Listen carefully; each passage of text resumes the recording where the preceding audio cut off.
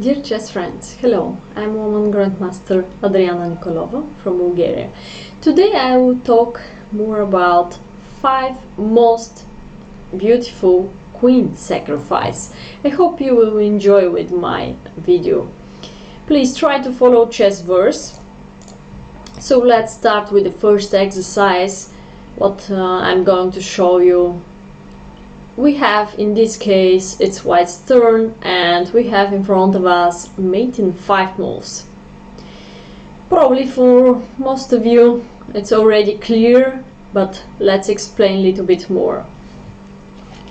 So if white is giving check on c7, that means that black just run away to a8 and we don't have anything. Right now the material on the board is rook against knight.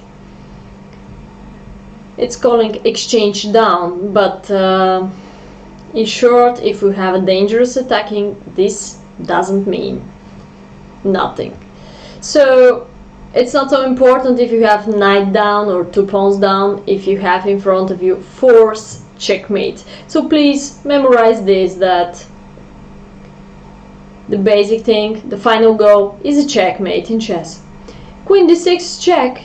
We start by this move, so on the next move, if black is going to c8, for example, we just made him on c7. If he's going to a8, then we have one of the most familiar smoothed mate. It's connected with queen b8, queen b8 first check, in the most comfortable moment. So first we start with knight c7 check, king b8, knight a6, discover, this is calling discover check, open up the queen, and it's calling also double check, so check by queen and check by knight, at the same time means double check. When you go to c8, the situation will be the same, you just have a queen c7 checkmate. If you go in the corner, then we have a smoothed mate.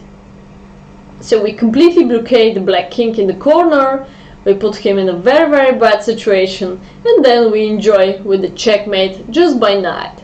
So this was about sacrifice of queen, which most of you should study. We go to the next exercise, where we have again forced checkmate.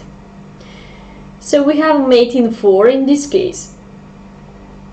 Mate in 4 starting by sacrifice the queen. Otherwise, whatever else we're doing by rooks or by queen, we're under checkmated on g2 square. So pawn and queen are controlled g2 square, and looks like unstoppable checkmate if white is not doing anything else behind this checkmate. So you have to be ready, feel free to open your mind about even sacrifice your queen. It's very important. So queen h7 is the first move, of course. We don't have 100 checks in front of us, so when you have every time tactics, puzzles, you have to searching for possible checks. So this is the only one what I see, queen h7, and also it's working perfect way, in a perfect way. So king has to accept, there's nothing else, and then we can simple capture the next pawn and using the power of the both rooks on the 7th rank. So there is only one move, king h8 in this case. So we go forward, of course, with next checkmate in 2 moves. Probably most of you already found it. So rook h7 and rook g7. Also beautiful checkmate. Next one.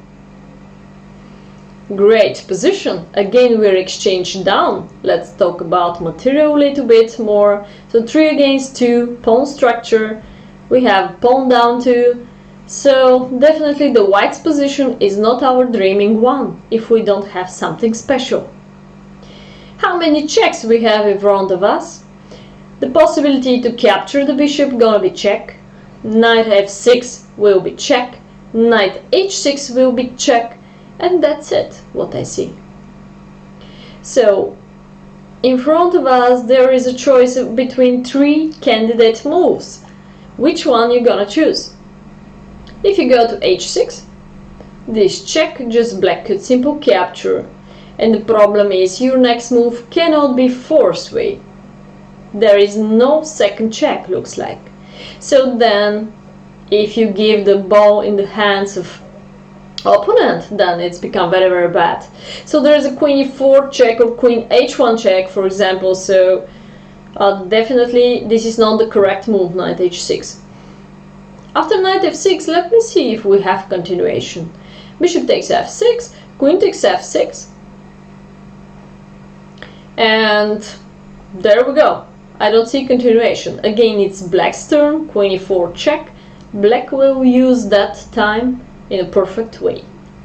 Yes, his rook is very, very passive placed, but if he's finding a way how to trade the queens in next several moves in a forced way, he will win the game in a blindfold. Okay, so there it is. The conclusion is in front of us. We have to sacrifice the queen again. So queen takes g7. Also, I'm explaining you the way how I'm calculating. It's good to have at least two candidate moves when you choose the correct one. So queen takes g7.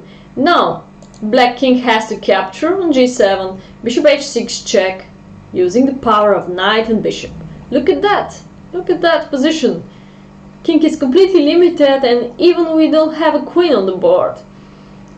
So only one move and knight f6. It's very easy to calculate the position when in front of the opponent there are only one possibility: to escape, to move away, or just to save the king. So in this case we control g7 and f8 by bishop, and we give a checkmate by knight. Okay, next one is mate in 3 again. So this is also some exercise what I'm impressed on. It's a very beautiful one, believe me. In front of us again, let's count how many possible checks we have. We have queen c2, queen e4, which looks like both moves are blundering the queen. Queen g6 also completely blundering the queen, and I don't see continuation after it. Queen g7 too. So the first move definitely has to be queen g8. When you go already to g8, looks like black doesn't have a choice, so he has to take. We don't need to lose the time to discuss any other move, because it's the only one move. Now if we take back the rook after black captures back, the material on the board is definitely clear advantage for black side. So this is not the correct continuation. Let's think about another discover check. Why discover? Because the rook is behind the pawn. So wherever you promote the pawn, like capture the rook, promote the queen, or like pushing, promote the queen, it will be discover check. The problem after promoting a queen on f8 will be black could simple. Let's say you can promote the queen, yes, but black could simple take the rook. And now I don't think so. White is having great opportunity in front of him. So the position is completely lost. Also, white is hanging on rook g1 checkmate, queen d1 checkmate. So no comment here too. What will be the correct continuation, correct solution? This is really interesting exercise, what I believe you will find out the solution. By the way, if we capture the rook, let's analyze again that king captures back. King is also good defender, he could also capture, so king takes g8 is completely possible, yes. Nothing after it, just queen is, just white is queen down, so we don't have continuation after it. The move is very specific, f8 knight. Yes, you're surprised to do that, yeah? So this is one more time. Let's do it. It's calling how? It's calling double check, of course. We explained that tactic already. So after you promote a knight on f8, double check the king. There is only one possibility. Why? Because white simple control g6 by knight, and he simple control g7 by rook, and it's also double check, so black has only one free square.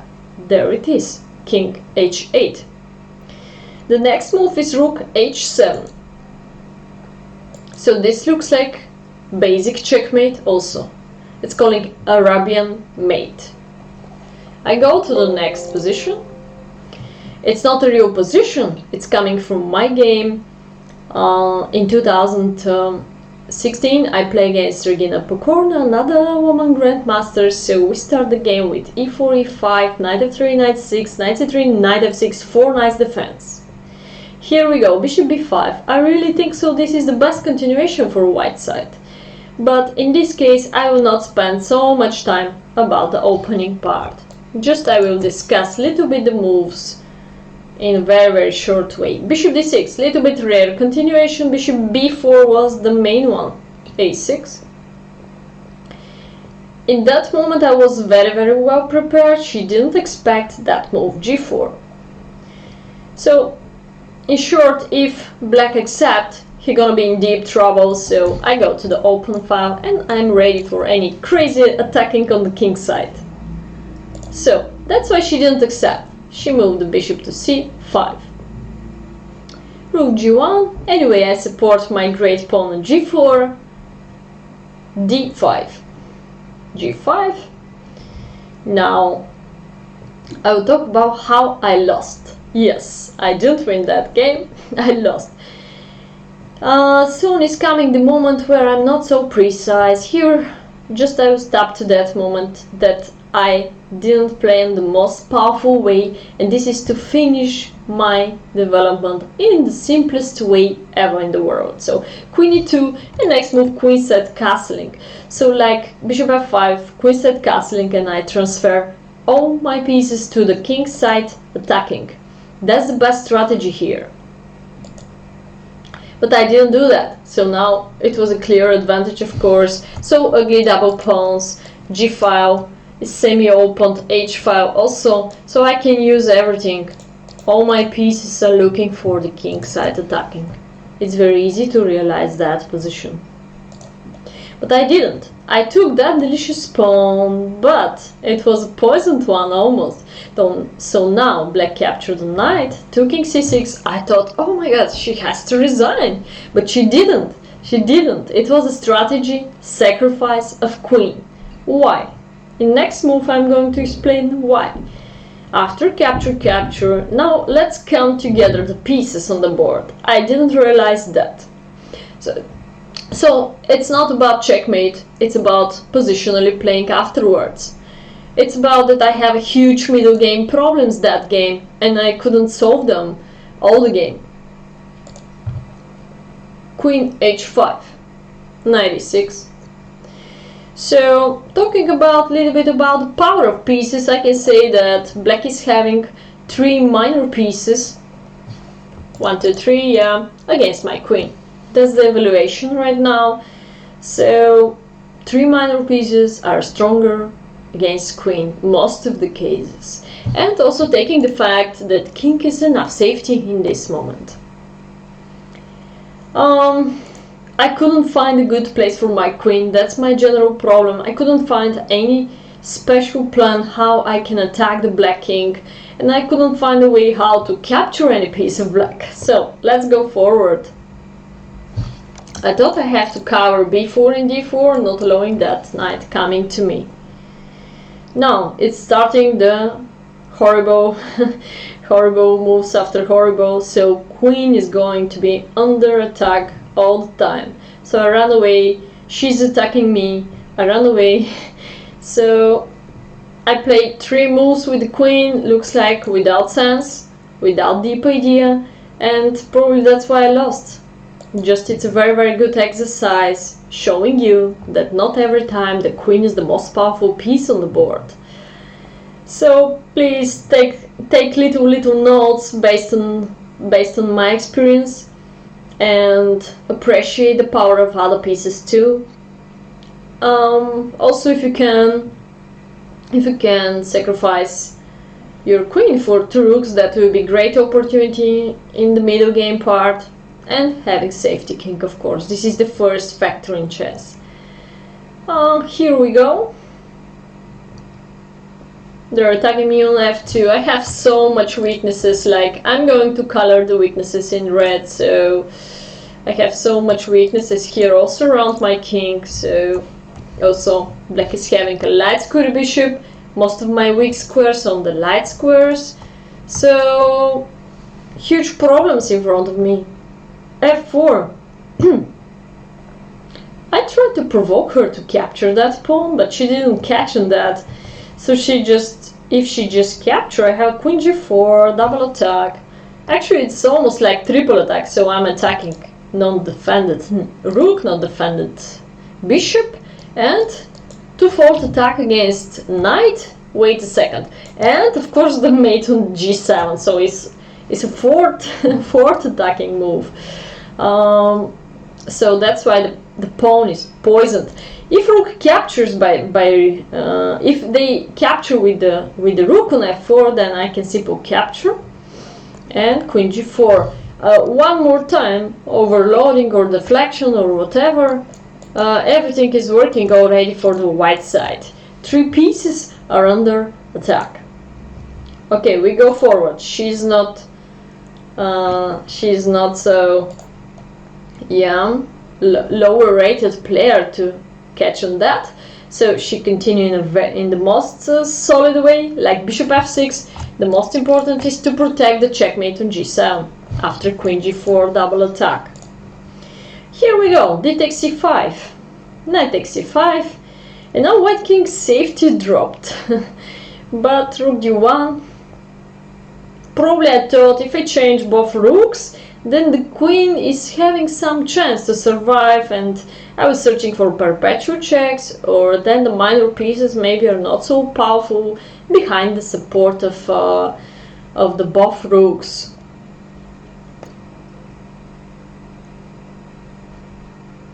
So I gave one more pawn, thought this is a double attack, so white rests to win material now, capture on f4, capture on c5.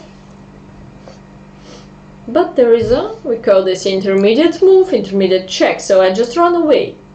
Rook f3, saving up the rook, and now I thought queen a7 is so powerful move, attacking 2 pieces in a row, but again, white is having a comfortable check on e4.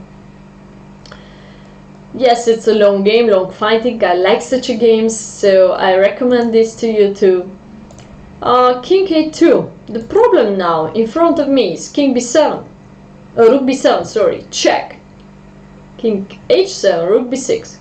One more time, I'm searching for a way how to trade any single piece. She didn't allow me to do that. And this is the terrible thing here. Okay, so knight c5. By the way, we should talk about that. If she accepts that rook, then one more time I take one piece in my pocket, plus giving a double attack looks like winning for white. So she continued playing as solid as possible. Knight c5, protecting everything. Queen a7, my queen is very limited already. Check here. Soon we go to the many good possibilities for black. It's a very tactical position, so some move like rook f5 was really the best. Knight b3. Now black threats already many tactics, so I go to a1, which was a huge blunder. I should go to c1, was a good chance probably to save the game. She's still having knight c4 with any potential checks here, or with any sacrifice on c3.